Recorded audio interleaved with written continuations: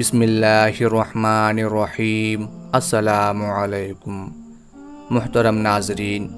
اللہ تعالیٰ کے خلیل پیغمبر حضرت ابراہیم علیہ السلام جب اپنے لخت جگر اور زوجہ محترمہ حضرت ہاجرہ کو مکہ مکرمہ میں چھوڑ گئے تو اس کے بعد ان کی خبر گیری کے لیے متعدد بار مکہ مکرمہ میں تشریف لائے۔ پہلی مرتبہ آپ مکہ کی سرزمین پر اس وقت آئے جب حضرت ہاجرہ اور حضرت اسماعیل علیہ السلام کو اس وادی میں ٹھہرایا تھا، جس وقت یہاں کوئی آبادی نہیں تھی اور دور دور تک کچھ نظر نہیں آ رہا تھا۔ بیت اللہ شریف کی بھی کوئی عمارت قائم نہیں تھی، بلکہ بیت اللہ شریف کے جگہ پر ایک سرخ ٹیلہ تھا،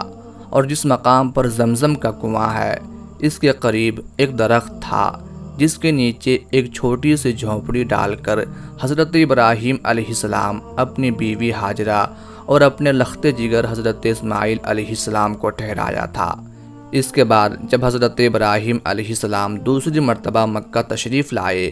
تو حضرت ابراہیم علیہ السلام کے بیٹے حضرت اسماعیل علیہ السلام کی قربانی کا واقعہ پیش آیا۔ تیسری بار جب حضرت ابراہیم علیہ السلام مکہ تشریف لائے تو حضرت اسماعیل کی شادی ہو چکی تھی اور حضرت ہاجرہ کا انتقال ہو چکا تھا، اور حضرت اسماعیل گھر پر موجود نہ تھے، تو حضرت ابراہیم پھر واپس فلسطین چلے گئے۔ چوتھی مرتبہ پھر آئے تو دیکھا کہ اب بھی حضرت اسماعیل موجود نہیں ہیں، یہاں تک کہ جب پانچویں مرتبہ حضرت ابراہیم علیہ السلام مکہ تشریف لائے تو اپنے بیٹے اسماعیل کے ساتھ مل کر بیت اللہ شریف کی تعمیر کی۔ آپ کا یہ آخری سفر تاریخ ساز سفر کہلایا، کیونکہ اسی آخری سفر میں خانہ کعبہ کی تعمیر ہوتی ہے۔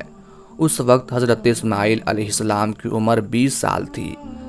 ناظرین، حضرت ابراہیم علیہ السلام اپنے اس آخری سفر میں مکہ مکرمہ پہنچے تو دیکھا کہ چاہے زمزم کے ایک درخت کے نیچے آپ کے صاحبزادے حضرت اسماعیل علیہ السلام بیٹھے تیر بنا رہے ہیں۔ ایک طویل زمانے کے بعد والد محترم کا دیدار ہوا تھا۔ نہایت جذباتی انداز میں باپ بیٹے ایک دوسرے کے گلے ملے اور حضرت اسماعیل علیہ السلام نے انتہائی تعظیم و تکریم سے اپنے والد محترم کا استقبال کیا، یہاں تک کہ حضرت ابراہیم علیہ السلام نے اسماعیل علیہ السلام سے فرمایا کہ میرے بیٹے، اللہ تعالیٰ نے مجھے حکم دیا ہے کہ میں اس گھر کی تعمیر کروں۔ تو حضرت اسماعیل علیہ السلام نے فرمایا، ضرور کیجئے، خدمت کے لیے میں حاضر ہوں۔ چنانچہ ایک روایت کے مطابق خانہ کعبہ کی بنیادوں کی نشاندہی حضرت جبرائیل علیہ السلام نے کی۔ اس پر حضرت ابراہیم اور حضرت اسماعیل علیہ السلام نے تعمیر کا کام شروع کیا۔ جب کھدائی شروع ہوئی تو قدیم بنیادیں ظاہر ہونے لگیں جن پر حضرت آدم علیہ السلام نے بیت اللہ شریف کی تعمیر کی تھی۔ بنیادوں کے ظاہر ہو جانے کے بعد اس کی تعمیر شروع ہوئی۔ حضرت ابراہیم علیہ السلام اپنے اس بڑھاپے میں ایک معمار اور حضرت اسماعیل ایک مزدور کی حیثیت سے اس کی تعمیر میں لگ گئے۔ کوہ لبنان، کوہ ہرا، کوہ ابو قیس، کوہ صفا اور کوہ مروہ میں ان پانچوں پہاڑوں سے جبرائیل علیہ السلام پتھر لاتے اور حضرت ابراہیم علیہ السلام کعبے میں لگاتے اور حضرت اسماعیل علیہ السلام ان کی مدد کرتے۔ اس طرح سے خانہ کعبہ کی دیواریں بلند ہو کر اس مقام پر پہنچ گئیں جہاں حجر اسود لگا ہوا تھا۔ تو حضرت جبرائیل علیہ السلام کی نشاندہی پر جبل ابو قبیس کی ایک چھوٹی سی کھوہ میں سے 2 پتھر ابراہیم علیہ السلام کو دستیاب ہوئے۔ ان میں سے ایک حجر اسود اور دوسرا مقام ابراہیم کے نام سے متعارف ہوا۔ حجر اسود جنت کا پتھر ہے جسے حضرت ابراہیم علیہ السلام نے بیت اللہ شریف کے ایک کونے میں نصب کر دیا، جسے بوسہ دے کر طواف شروع کیا جاتا ہے، جس کے بارے میں حضرت ابن عباس رضی اللہ تعالی عنہ سے روایت ہے کہ رسول اللہ صلی اللہ علیہ وآلہ وسلم نے ارشاد فرمایا، جس کا مفہوم ہے حجر اسود جب جنت سے اترا تو دور سے بھی زیادہ سفید تھا، پھر انسان کے گناہوں نے اسے سیاہ کر دیا، اور مقام ابراہیم نام کا پتھر بھی جنت کے یاقوت ہیں۔ اس پر کھڑے ہو کر حضرت ابراہیم علیہ السلام نے خانہ کعبہ کی دیواریں بلند کیں۔ اس پتھر کی خصوصیت یہ تھی کہ جیسے جیسے دیواریں بلند ہوتی تھیں اسی قدر یہ پتھر اونچا ہوتا جاتا تھا، اور اسی پتھر پر کھڑے ہو کر حضرت ابراہیم علیہ السلام نے حج کا اعلان کیا تھا۔ اس پتھر پر حضرت ابراہیم علیہ السلام کے دونوں پیروں کے واضح نشان موجود ہیں۔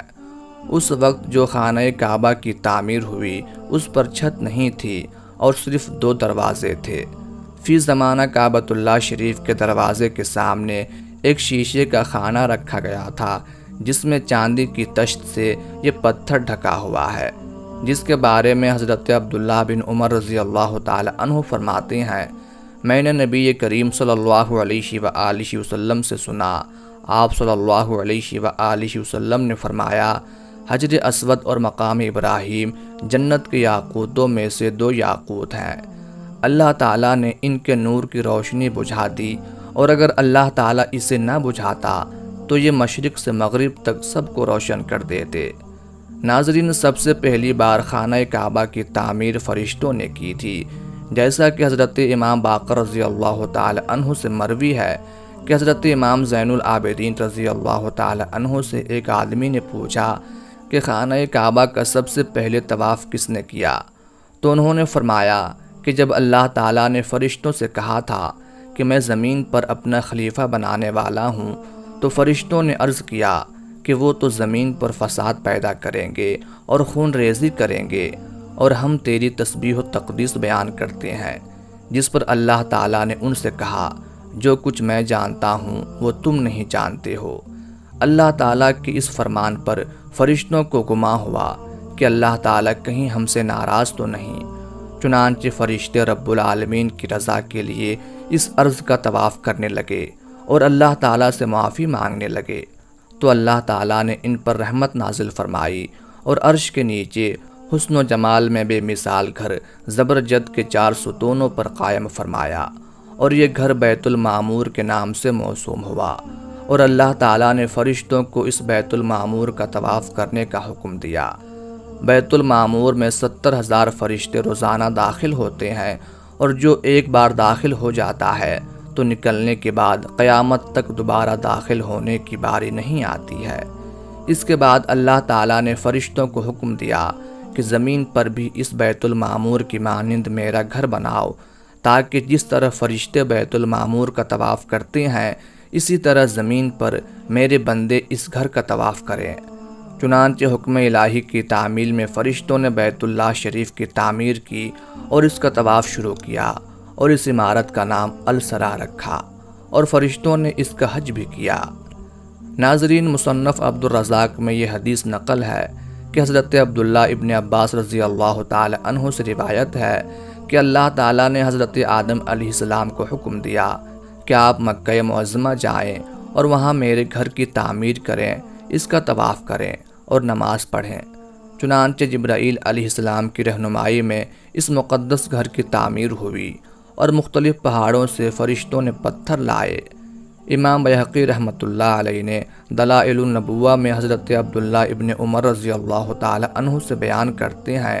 کہ حضور اکرم صلی اللہ علیہ وآلہ وسلم نے فرمایا کہ اللہ تعالیٰ نے حضرت جبرائیل علیہ السلام کو حضرت آدم علیہ السلام کے پاس بھیجا اور حکم دیا کہ حضرت آدم سے کہو کہ وہ حضرت حوا کو ساتھ لے کر بیت اللہ شریف کی تعمیر کریں۔ چنانچہ جبرائیل علیہ السلام نے جگہ بتائی اور حضرت آدم علیہ السلام نے بنیاد صاف کی اور حضرت حوا مٹی نکالتی جاتی تھیں۔ اس طرح سے اس قدیم بنیادوں پر بیت اللہ شریف کی تعمیر ہوئی۔ ناظرین، خانہ کعبہ کی تیسری بار تعمیر حضرت شیس علیہ السلام نے کی، جو طوفان نوح تک قائم رہی۔ چوتھی بار حضرت ابراہیم علیہ السلام نے خانہ کعبہ کی تعمیر کی۔ پانچویں بار ابراہیم و اسماعیل علیہ السلام کا تعمیر کردہ خانہ کعبہ بارش وغیرہ کی وجہ سے بوسیدہ ہو گیا تو بنو جرہم نے اس کی تعمیر کی۔ پھر بنو جرہم کی تعمیر کے بعد بیت اللہ شریف کی تعمیر کا شرف قوم عمالقہ کو حاصل ہوا، جیسا کہ حضرت علی رضی اللہ تعالی عنہ سے مروی ایک حدیث یوں ہے کہ جب حضرت ابراہیم علیہ السلام کی تعمیر کردہ عمارت کعبہ منہدم ہو گئی تو پھر بنو جرہم نے اسے از سر نو تعمیر کیا، اور جب بنو جرہم کی تعمیر بھی منہدم ہو گئی تو عمالقہ نے اسے بنایا۔ حضرت قصی بن کلاب حضور نبی کریم صلی اللہ علیہ وآلہ وسلم کے اجداد میں سے ہیں۔ انہوں نے ہی تقریباً 300 سال سے قائم بنو خزاع کے اقتدار کو کھاڑ پھینکا تھا اور قریش کے تمام قبیلوں کو جمع کر کے اپنی حکومت قائم کر لی تھی۔ قصی نے بہت کارہائے نمایاں انجام دیے، انہی میں سے ایک عظیم کارنامہ خانہ کعبہ کی تعمیر ہے۔ ناظرین، رسول اللہ صلی اللہ علیہ وآلہ وسلم کی عمر مبارک جب 35 سال کی تھی، اسی زمانے میں خانہ کعبہ کی از سر نو تعمیر ہوئی۔ جب بیت اللہ شریف کی تعمیر مکمل ہو گئی تو حجر اسود کی تنصیب پر حالات خراب ہونے پر جناب رسول اللہ صلی اللہ علیہ وآلہ وسلم نے فرمایا، جس پر لڑائی ٹل گئی تھی۔ پھر قریش کی جانب سے کعبہ کی تعمیر کو ابھی ایک عرصہ بھی نہ گزر پائی تھی کہ مشہور صحابی رسول حضرت زبیر رضی اللہ تعالی عنہ کے صاحبزادے حضرت عبداللہ بن زبیر نے بیت اللہ شریف کی از سر نو تعمیر کی۔ انہوں نے تعمیر قریش کو ہٹا کر بنائے ابراہیمی کے مطابق بیت اللہ شریف کی تعمیر کا کام مکمل کرایا۔ پھر جب خلیفہ عبد الملک بن مروان کا زمانہ آیا تو حجاج نے اسے لکھا کہ عبداللہ ابن زبیر نے بیت اللہ کو قریش کی تعمیر سے الگ انداز میں بنوایا تھا، اس بارے میں کیا کہتے ہیں؟ تو خلیفہ نے حکم دیا کہ بیت اللہ کو قریش کی تعمیر کے مطابق کر دیا جائے۔ چنانچہ حجاج بن یوسف نے ایسا ہی کیا اور قریش کے طرز پر دوبارہ خانہ کعبہ کی تعمیر کر دی اور بیت اللہ کے دروازے پر سونے کا کام کروایا۔ تاریخ اسلام میں ولید بن عبد الملک وہ شخص تھا جس نے سب سے پہلے بیت اللہ میں سونے کا کام کروایا تھا۔ پھر جب خلیفہ ہارون الرشید مسند خلافت پر بیٹھا تو حجاج کی تعمیر کو منہدم کر کے حضرت عبداللہ ابن زبیر رضی اللہ تعالی عنہ کی تعمیر کے مطابق تعمیر کرانا چاہا، مگر حضرت امام ابو یوسف رحمۃ اللہ علیہ نے اس کی اجازت نہ دی اور فرمایا کہ بیت اللہ شریف کی بار بار تعمیر سے اس عظیم گھر کی عظمت لوگوں کے دلوں سے نکل جائے گی اور یہ بادشاہوں کے ہاتھوں کھلونا بن جائے گا اور ہر آنے والا بادشاہ اپنی شہرت اور نام و نمود کے لیے پہلی عمارت گرا کر نئی عمارت بنانے کا رواج ڈال دے گا، لہٰذا خلیفہ نے اپنا ارادہ ترک کر دیا۔ ناظرین، حجاج کی تعمیر کے تقریباً 1000 سال بعد مکہ میں شدید بارش ہوئی اور اولے بھی گری، جس کی وجہ سے بیت اللہ شریف کے ارد گرد سیلاب جیسی خطرناک صورت پیدا ہو گئی۔ کعبہ کی دیواریں گرنا شروع ہو گئیں، پانی اندر جمع ہو گیا، حتیٰ کہ اس قدر بارش ہوئی کہ آدھی دیوار تک پانی پہنچ گیا۔ چنانچہ سلطان مراد خان شاہ قسطنطنیہ کے حکم سے 2 جمادی الاولیٰ اور 1040 ہجری کو خانہ کعبہ کی تعمیر کا آغاز ہوا اور 6 ماہ میں مکمل ہو گیا۔ اس نے خانہ کعبہ کے اندر سنگ مرمر کا فرش بچھایا